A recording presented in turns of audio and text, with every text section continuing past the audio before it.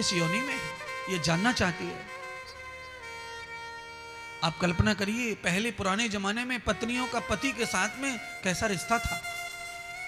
यानी जिंदगी भर पति के साथ संबंध न करने वाली चंचला मरने के बाद पति के कल्याण के लिए कार्य कर रही है, क्रिया कर रही है।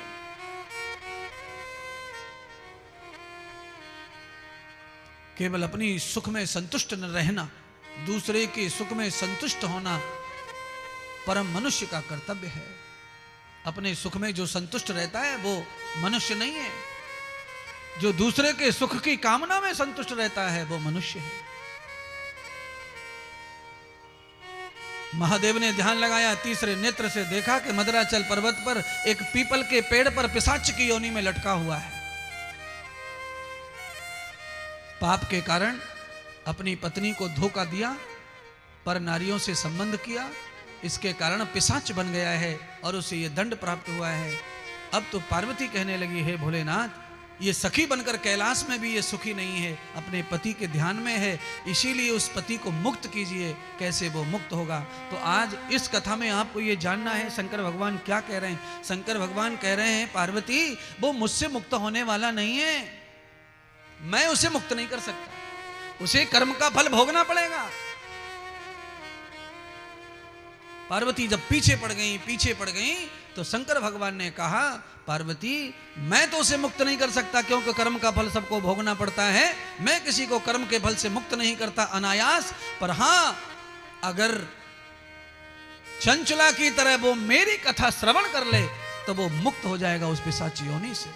अब आप कल्पना करो, शंकर भगवान जिस योनि से मुक्त नहीं कर सकते वो उस कथा योनि से मुक्त कर सकती है, तो भगवान शिव से भी महान भगवान की कथा का दर्जा दिया गया है।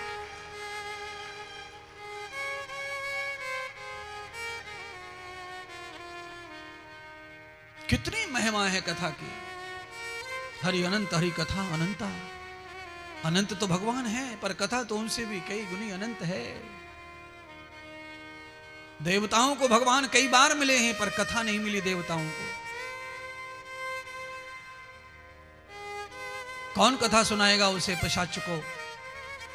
तो हमारे श्री नारद जी की तरह एक और संत हुए जिनका नाम है तंबुरु, जिनका शीश मुख घोड़े का था, शरीर मनुष्य का था।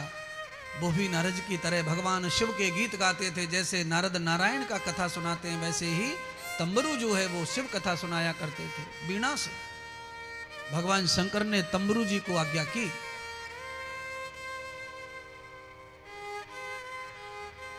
महान संत तंबुरु आए, मदराचल पर्वत पर जाकर के पेड़ के जड़ में बैठ करके भगवान शिव की स्तुति करने लगे। पिशाच जो है कथा सुन नहीं पा रहा था। क्यों? क्योंकि पिशाच के शरीर में इंद्री विहीन, इंद्री नहीं थी, कान नहीं था। पिशाच इसीलिए पिशाच बना वो, जो न देखे न सुने न खाए न सोए, वो पिशाच हो जाता है मनुष्य शरीर में ही रहकर। जैसे सुनाई नहीं पड़ता, जैसे नींद नहीं, जिसे दिखाई नहीं पड़ता और जो बोल नहीं सकता, वो मानव शरीर में मानव जैसा दिखता तो है, पर वो मानव नहीं है। वो पिशाच योनि का दंड भोग रहा है मानव शरीर में। नींद नहीं आना भी पाप है, दोष है। आंखों से न दिखना भी पाप है, कानों से न सुनना भी पाप है, जीवा से न बोलना भी पाप है। ये सब पाप की गिनती में ही आता है, पाप का ही फल है। इंद्रिय विहीन कर देना, न जाने कौन से कारण से इंद्रिय छिनाई परमात्मा ने, नहीं पता। अंत में भगवान शिव जी ने कहा, जाओ पार्वती तुम जाओ। पार्वती कुछ गणों के साथ में और चंचला को लेकर के मदराचल पर्वत पर गए और जाकर के रस्सियों से बांध दिया पिशाच को। जैसे भागवत में धुंधकारी को बांध दिया था बांस की लकड़ी से, ऐसे ही बांध दिया उसे भी। और बांधने का मतलब ये नहीं है, बांधने का मतलब है संकल्प से।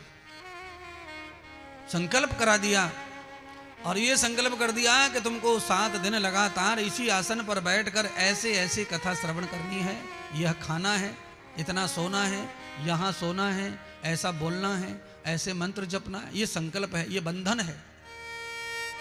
और मैं कहता हूं कि कथा में जो बंध कर कथा सुनता है, बंध कर,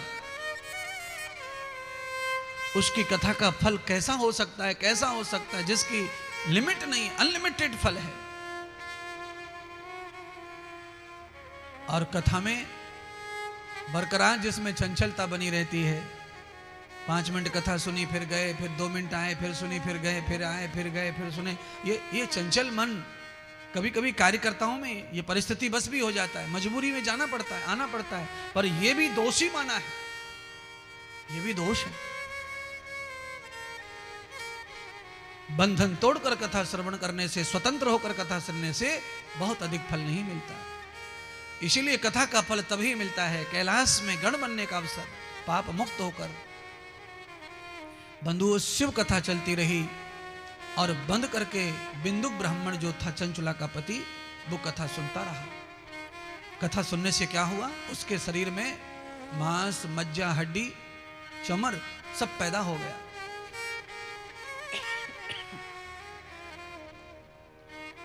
उसके शरीर में पूरे में सौंदर्य पैदा हो गया, चर्म आ गया, मांस आ गया, मसल्स आ गए, इंद्रियां प्रकट होने लगी, नेत्र प्रकट हो गए।